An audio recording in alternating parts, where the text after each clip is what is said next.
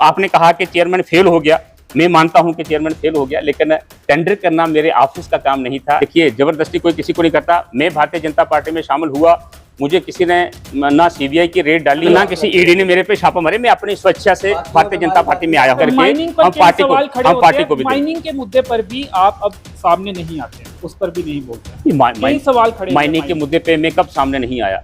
जब भी कोई जायज आदमी मेरे पास माइनिंग का मुद्दा लेकर के आया, मैं उसके साथ रहा। मैंने प्रोटेस्ट भी किए, मैंने प्रेस कॉन्फ्रेंस भी किए, मैंने अफसरों को भी लताड़ा, मैंने उस वक्त की प्रशासन को भी आपके माध्यम से अवगत करवाया और सारी चीजें हमने की। डिप्टी कमिश्नर महोदय को भी बताया हुआ है, मैंने एडिशनल डिप्टी कमिश्नर महोदय को भी बताया हुआ है, मैंने डीएमओ को भी बताया हुआ है और बाकी जितने भी संबंधित डिपार्टमेंट्स हैं जो एक्शन ले सकते हैं। आप एफआईआर करिए, आप अंदर दीजिए, आप गाड़ियां सीज करिए, आप एक्शन कीजिए। मैं थोड़ी कह रहा हूं शराब सिंह नाग ने किसी ब्लॉक के लिए कभी फेवर के लिए फोन किया किसी को। मैंने जब भी फोन किया है मैंने कहा कि जो अगर गलत करता हुआ पकड़ा गया उसको धर लो। लेकिन अफसोस की बात यह है कभी कश्ती लगाई जाती है, अलग अलग तरह से जो इलीगल माइनिंग कोशिश की जाती है, नियमों को ताक पर रखकर। सर, आप कई सारे मुद्दे लिखकर लाए थे, कई पेज आपने लाए थे, कुछ मुद्दे हमने भी लिखे हैं जो सवाल आपसे करने थे जी। आपने कहा था अप्रैल मई में ब्लैक टॉपिंग हो जाएगी कटरा रियासी रोड की, उसमें आप क्या झूठे साबित हुए, आप ये मानते हैं?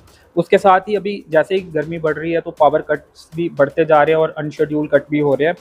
पानी का मुद्दा 3 महीने तक एक वक्त पानी आता रहा रियासी जिले के कई हिस्सों में।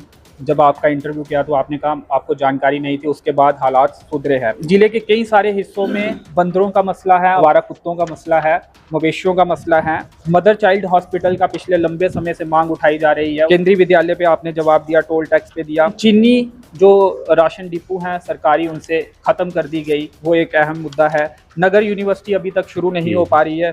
इसके साथ ही जो हमारे हायर सेकेंडरी स्कूल्स हैं उसमें लेक्चरर्स की कमी है, दूसरे जो स्कूल्स हैं उनमें शिक्षकों की कमी है।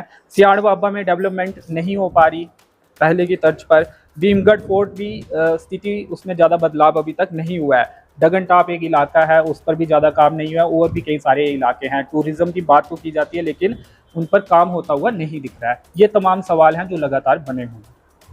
अंचित जी, देखिए, जब आपने बात करी कि ये मैंने पहले वैसे इसका जवाब दिया है, मैं दोबारा से दूंगा। जब ये प्रोजेक्ट्स नवदेवियाँ से लेकर के हमारा दोमेल पौनी वाला दोमेल है, ये सबमिट हुआ, इसमें 2 किस्म के काम थे। एक ब्लैक टॉपिंग का काम था, एक उसके अतिरिक्त काम था जो पी वाल ड्रेनेज सिस्टम वगैरह से जो इस वक्त भी काम जो है आप देख रहे हैं कि निर्माणाधीन है। ब्लैक टॉपिंग का उस वक्त national highway authority of India ने ड्रॉप इसलिए किया था क्योंकि पिछले कंट्रैक्टर की डिफेक्ट लायबिलिटी पीरियड अभी था, उसने मेंटेन उसको करना था। जो कि सर उसे मेंटेन क्यों नहीं आखिर किया जा रहा था? नहीं, पहले भी ये बात कही थी, लेकिन अगर देखिए मेंटेन का अच्छे से भरे जा रहे। अंचल जी सुनिए, मेंटेन का मतलब ये नहीं होता कि पूरे प्रोजेक्ट पे पूरे रोड लेंथ पे वो ब्लैक टॉपिंग करके देता। खड्डे उड्डे भरने थे, उस वक्त भरे होंगे उसने, ये हमारे कार्यकाल से पहले की बात है। एक बात। दूसरी बात ये है कि वो वाला प्रोजेक्ट उन्होंने जो है रिटेन किया था और हम जब काउंसिल में आए, हमने जब देखा कि रोड की हालत खराब हो रही है, हमने इसकी पैरवी करी। हम दिल्ली तक भी इसकी पैरवी करने गए और प्रोजेक्ट को सबमिट किया। सबमिट करके प्रोजेक्ट अप्रूव कराने तक हमारा जो दायित्व था वो था, उससे हम बिल्कुल जो है अवॉइड नहीं हमने किया है। उसके उपरांत इस वक्त प्रोजेक्ट टेंडरिंग में है। जैसा कि हम जानते हैं कि हमारा पीडब्ल्यूडी विभाग जो हमारे प्रदेश का है, उस पीडब्ल्यूडी विभाग में टेंडर की जो अवधि होती है वो 21 दिन की होती है, लेकिन ये मॉर्थ के अंडर है, ministry of road transport and highways of India. तो इसकी जो टेंडर का जो रिस्पांस रहता है वो 45 डेज तक इसका जो है वो टाइम रहता है। तो एक तो 20-25 दिन वो हमें ज़्यादा जो है वेट करना पड़ा। उसके बाद भी समय बढ़ाया गया। देखिए, टेंडरिंग प्रोसेस है, ये मोदी सरकार है, टेंडरिंग प्रोसेस में किसी किस्म की धांधली नहीं होती। बड़े प्रोजेक्ट्स हैं, बड़ी बड़ी पार्टीज इसमें पार्टिसिपेट करती हैं और किसी किस्म की कोई चूक ना हो, किसी किस्म का कोई लूप होल ना रहे, ताकि ये प्रोजेक्ट जो है लिटिगेशन में न चला जाए, सालों साल ये लटका रहे। इसलिए पूरे अत्यंत मैं कह सकता हूँ कि एक कॉशियसली इस टेंडरिंग की जो टीम है, इस वक्त आज भी वो टीम जो वहाँ पे बैठे हुए हैं 15-20 लोग चीफ इंजीनियर की ऑफिस में, हम बिल्कुल उनके साथ राब्ता में हैं। ये बात सही है कि अप्रैल के एंडिंग तक फर्स्ट टेंडर जो है हमारा इसकी टेक्निकल बिड जो है जिसको हम कहते हैं, वो टेक्निकल बिड जो है अप्रैल के एंडिंग तक खुलनी थी। इस अनुमान से मैंने कहा कि फाइनेंशियल बिड और उसके बाद जो इवैल्यूएशन होगी और अलाटमेंट का समय मुझे लगता था उस वक्त कि मई के एंड तक ये हो जाएगा, लेकिन नहीं हो पाया। अब इस नहीं होने से दो चीज़ें हैं। एक तो आपने कहा कि चेयरमैन फेल हो गया, मैं मानता हूं कि चेयरमैन फेल हो गया, लेकिन टेंडर करना मेरे ऑफिस का काम नहीं था और ये पूरा अंडर रूल वहाँ पे पूरे नाम के जरिए होना था।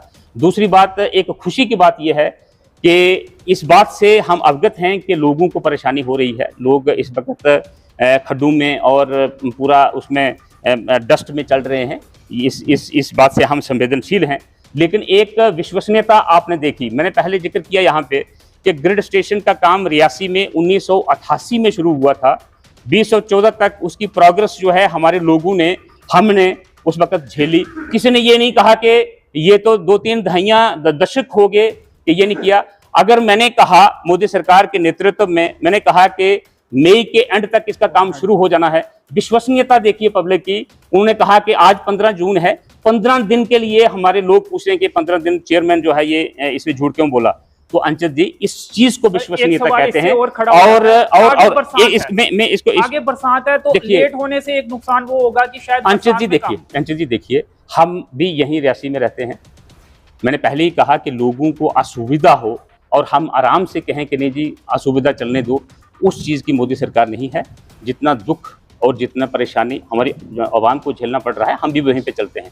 हमने पहले भी देखा है कि भुमा का रोड कब शुरू हुआ था और कब खत्म हुआ। इसी प्रकार से रियासी से जम्मू का रोड कितने साल खुला रहा, तब की भी बात है। आज अगर आप कह रहे हैं कि बरसात आ जाएगी, बरसात को तो कोई टाल नहीं सकता, बरसात आनी है, लेकिन बरसात में भी कुछ काम ऐसे हैं जो चल सकते हैं। क्योंकि जैसे मैंने कहा कि 2-3 जगहों पे एक कंक्रीट रोड जो है वो बनना है, उसका काम हम शुरू कर सकते हैं। इसी प्रकार से अगर बरसात में भी मौका लगा, जब बरसात से पहले अगर हमें मौका लगा, तो काम जो है इसको शुरू करवाएंगे। देखिए, जबरदस्ती कोई किसी को नहीं करता। मैं भारतीय जनता पार्टी में शामिल हुआ, मुझे किसी ने ना सीबीआई की रेड डाली और ना मुझे कोई एनफोर्समेंट डायरेक्टर, ना किसी ईडी ने मेरे पे छापा मारे। मैं अपनी स्वेच्छा से भारतीय जनता पार्टी में आया हूँ। एक बात। दूसरी बात, आपने कहा कि किसी को पार्टी जो है वो बोलने नहीं देती।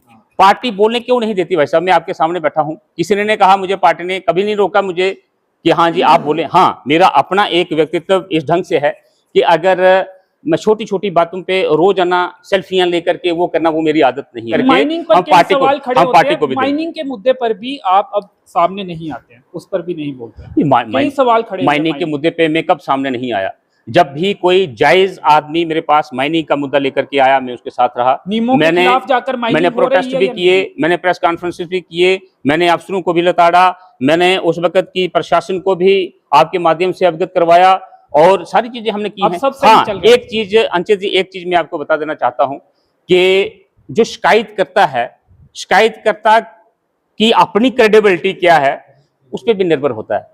अगर कोई रोजाना कहे कि शेर आ गया, शेर आ गया, शेर आ गया, और हो सकता है कि एक दिन सचमुच में शेर आ जाए, तो उसमें क्या कर सकता है कोई?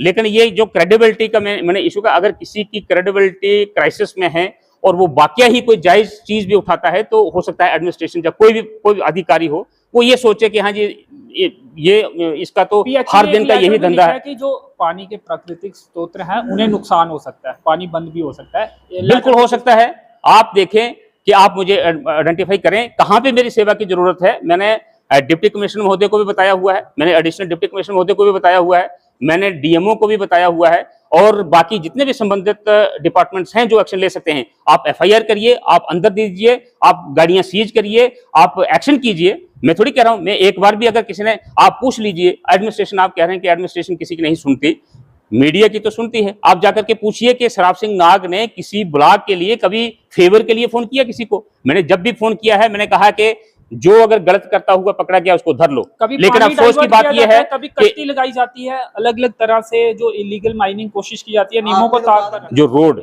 रियासी से हमारा ये बातलगला टनल तक का था, वहां से लेकर के बक्कल से लेकर के लमसोरा और बक्कल से लेकर के सुजनधार जो रोड थी उस वक्त ये हुई थी।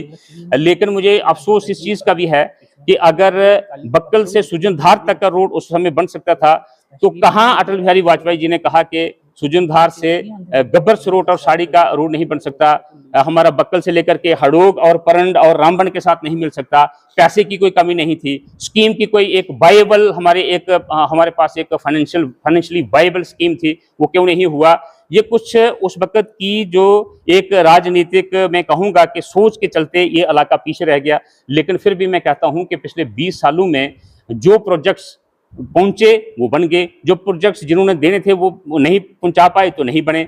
हमारे रियासी कंस्टिट्यूंसी के, हमारे रियासी डिस्ट्रिक्ट के नुमाइंदे के पास पिडोल्डी का कलमदान भी रहा, मंत्रालय भी रहा, फिर भी नहीं हो सका।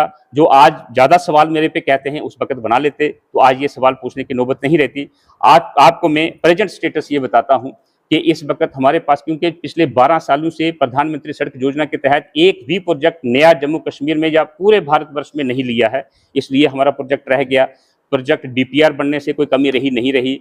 मेरी तरफ से कोई, मैं नुमाइंदा होने की तरफ से, मेरे पंच सरपंच या मेरे बीडीसी चेयरमैन की तरफ से कोई हाईलाइट नहीं किया गया। आपकी सरकार की तरफ से वो भी ऐसी बात नहीं है। नहीं, देखिए, प्रधानमंत्री सड़क योजना खाली सुजनधार से उसके लिए नहीं लगनी थी, जब हमारे रियासी जिला के नहीं होनी थी। जब पूरे भारतवर्ष में उन्होंने देखा कि एक स्कीम पिछले 20 सालों से चल रही है और अब तक तो कोई एरिया नहीं छूटा हुआ होना चाहिए, उस ढंग से भी हो सकता है कि उन्होंने कहा कि पूरे देश में स्कीम जो बंद करके उनका विकल्पित जो हमारा इस वक्त नवाड है, नवाड में न सिर्फ भुमाग का, मैं कहता हूं कि पूरे रियासी जिला के हमने 71 प्रोजेक्ट्स पूरे इस वक्त नवाड के भेजे हुए हैं, जिनमें से भुमाग के रोड प्रोजेक्ट्स जो हैं वो भी हैं।